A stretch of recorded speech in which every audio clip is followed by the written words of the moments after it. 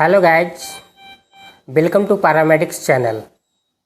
आइए आज हम लोग जानते हैं टिबिया इंटरलॉकिंग के बारे में कि टिबिया इंटरलॉकिंग क्या है और कौन सी पोजीशन में करते हैं और क्या प्रोसेस है।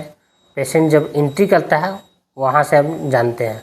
सबसे पहले बात है कि पेशेंट ओटी में प्री ऑप करके एंट्री लाते हैं तो टेबल पर लगा के सुपाइन पोजीशन में, ठीक है, नॉर्मल जो बेड होता है उस सुपाइन पोजीशन में लाके स्क्रब आगे करते हैं। मिड थाई से लेके पूरा फ्लैंजेस तक टोटल पूरा फिंगर करते हैं। सेवलॉन से, एनएस से और 7.5 बीटाडिन से स्क्रब से। स्क्रब करने के बाद हम लोग स्पिरिट से उसको अच्छे से वॉश कर लेते हैं। उसके बाद हम लोग बीटाडिन 10% से पेंट करते हैं। ये किडनी ट्रे के नाम से जानते हैं हम लोग। ये किडनी ट्रे है और ये स्पंज होल्डर। हम लोग यहाँ से स्टार्ट करते हैं तो इसमें 10% बीटाडिन गॉज पीस लेके हम लोग मिथाई से एकदम ग्रेटर टोए तक पूरा फिंगर तक एंकल तक स्क्रब करते हैं, पेंट करते हैं। पेंट करने के बाद ड्रैपिंग करते हैं। ड्रैपिंग में ये टॉवेल क्लिप है, जो मेन रोल ड्रैपिंग में निभाता है ये टॉवेल क्लिप है। देखिए टॉवेल क्लिप। ड्रैपिंग करने के बाद टॉवेल क्लिप से होल्ड करते हैं।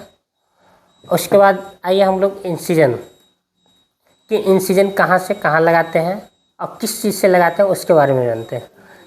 आइए, ये देखिए बीपी हैंडल है, ठीक है, बीपी हैंडल।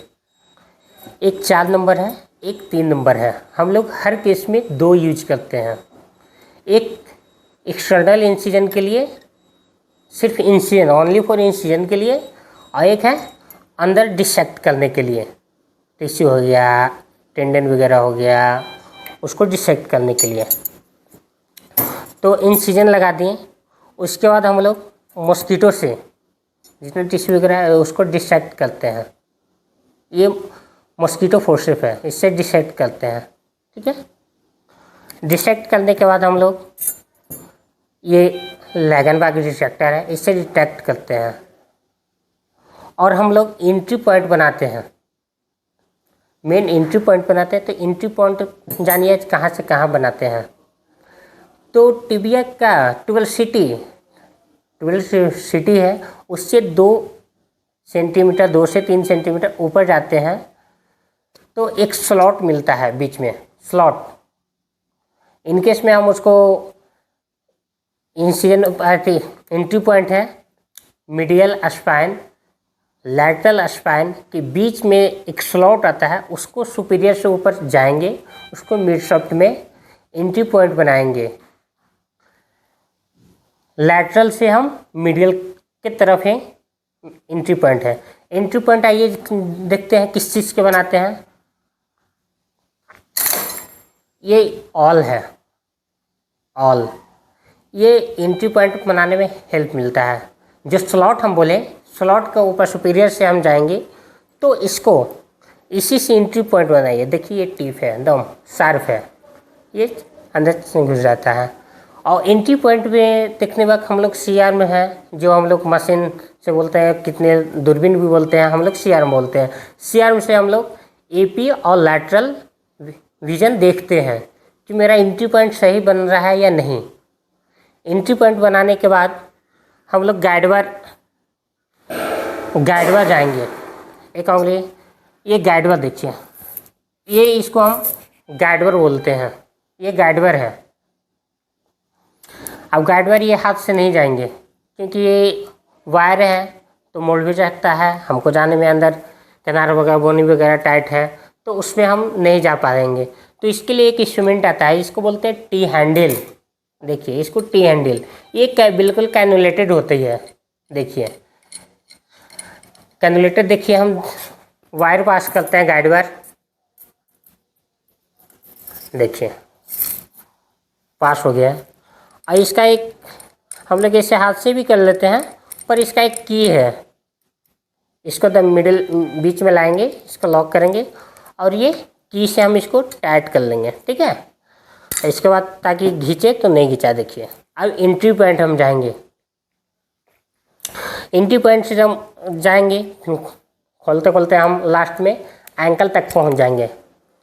जो मिडिल वेलियर्स होता है वो दोनों के बीच में ये टिप है, टिप लाएंगे एपी लेटरल देखते हुए, ठीक है। ये गाइडवेल जाने के बाद हम लोग रिमिंग का प्रोसेस करते हैं। नेक्स्ट पार्ट रिमिंग है। तो रिमिंग हम देखते हैं कि कौन सा है। रिमिंग दो टाइप होता है, एक मैनुअल होता है जो हमने पिछले वीडियो में बना चुका है, आप उस पर भी जाके देख सकते हैं, और एक फ्लैक्सिबल रिमर है। ये दोनों हम पिछले वीडियो में, शॉर्ट वीडियो में हम आप लोग के बताए हैं। तो यहाँ पे हम सिर्फ फ्लैक्सिबल रिमर लिए हैं। तो फ्लैक्सिबल है, देखिए फ्लैक्सिबल है। ये हम ड्रिल मशीन में ये इसका ये कनेक्टर आता है, ये कनेक्टर यहाँ करके कनेक्ट करके, और ये ड्रिल मशीन है। आगे कनेक्ट करने से पहले हम ये यहाँ लगा लेंगे, ये ड्रिल मशीन है, ठीक है। और एक अब यहाँ से बाद ये लगाएंगे रिम। अब ये देखिए ये रिम है। तो इसी तरह पूरा कैनाल में हम जाएंगे, रिमिंग यहाँ तक करेंगे, उसके बाद निकालेंगे। कब तक निकालेंगे, जब हमको एक अंदाज़ा मिल जाता है कि हमको नील कितने mm का डायमीटर हम जाएंगे।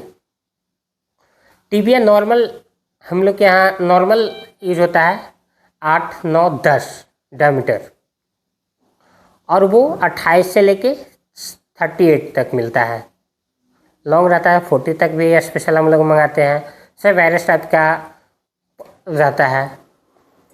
तो बाय द वे हमको 9 लगाना है, तो 8 से हम स्टार्ट करेंगे और हम 10 तक रिमिंग करेंगे, 10 तक। देखिए यहाँ पे अब कैसे पता चलेगा कि ये सब एक है, कौन क्या है कौन नहीं है। तो देखिए यहाँ पे दिखाते हैं आपको 10 में, दिखाओ यहाँ, देखिए यहाँ 10 है, और यहाँ देखिए 12 है। यानी हर टाइप का यहाँ साइज होती है। तो ये करने के बाद हम लोग नेल से पहले हम लोग एक प्रॉक्सिमल रिमर आते हैं, तो हम लोग प्रॉक्सिमल रिमिंग करते हैं। आइए देखते हैं, ये प्रॉक्सिमल रिमिंग है, ठीक है। इसका दोनों का डायमीटर होता है 13 mm, 13 mm तक होता है। जो यूनिवर्सल ये है रिमर है, जो यूनिवर्सल माना जाता है इसको, क्योंकि नेल का भी डायमीटर होता है 12 है, तो 12 होता है। तो जब 13 चले जाएंगे तो आराम से जीटी में, जैसे टिबिया कर रहे हैं तो स्पाइन है, स्पाइन होते हैं, स्पाइन के अंदर टिबिया चला जाएगा। अगर पीएफएन करते हैं तो पीएफएन में भी हम लोग ये प्रॉक्सिमल रिमर करते हैं, ताकि वो जीटी के अंदर वैलिड होता है नेल, इसीलिए। और नहीं करने का मेन पर्पस ये है, प्रॉक्सिमल रिमर इसलिए करते हैं कि कहीं हमको टिबिया कर रहे हैं तो कहीं नेल ज्वाइंट में नहीं जाए, ताकि मूवमेंट में दिक्कत हो। अगर ज्वाइंट में चला जाएगा तो फिक्स हो जाएगा, तो ज्वाइंट में हम लोग तो देंगे नहीं, इसीलिए वैलिड होने के लिए हम ट्रिपल रिमर का यूज करते हैं। तो आइए हम देखते हैं कि नेल कैसे फिट करते हैं। नेल भी दिखाते हैं आपको कैसे फिट करते हैं। पहले ये देख लीजिए, सब अलग अलग एंगल से है ये नेल। देखिए यहाँ पे 8 mm का नेल है, ये सब लाइनिंग है, 8 है, 9 है और 10 है जो नॉर्मल है। ये देख लो, यहाँ से चलिए कोई भी नेल हम उठा लेते हैं एक।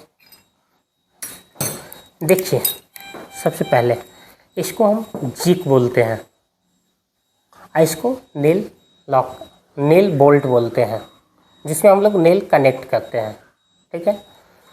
तो आइए हम लोग कैसे पता चलेगा कि मेरा नेल सही है या नहीं है, वो भी हमको देखना होता है। तो इन केस राइट टिबिया यानी दायां तरफ टिबिया कर रहे हैं, राइट टिबिया कर रहे हैं। तो अब हम देखते हैं ये कार्वेचर है। देखिए ये जो स्लॉटिंग कार्वेचर है ये हमेशा ऊपर की ओर रहेगा, ठीक है, एंटीरियर की तरह, चाहे लेफ्ट करें या राइट करें, ऊपर की ओर रहेगा। और मेन यहाँ पे जीक में आदमी गलत चले जाते हैं। कुछ लोग सर्जन होते हैं कि लैटरल से भी लॉकिंग करते हैं, डालते हैं, और अधिकतर सर्जन होता है जो मिडिल की ओर से आते हैं। तो कुछ नहीं करना है, अपने पैर के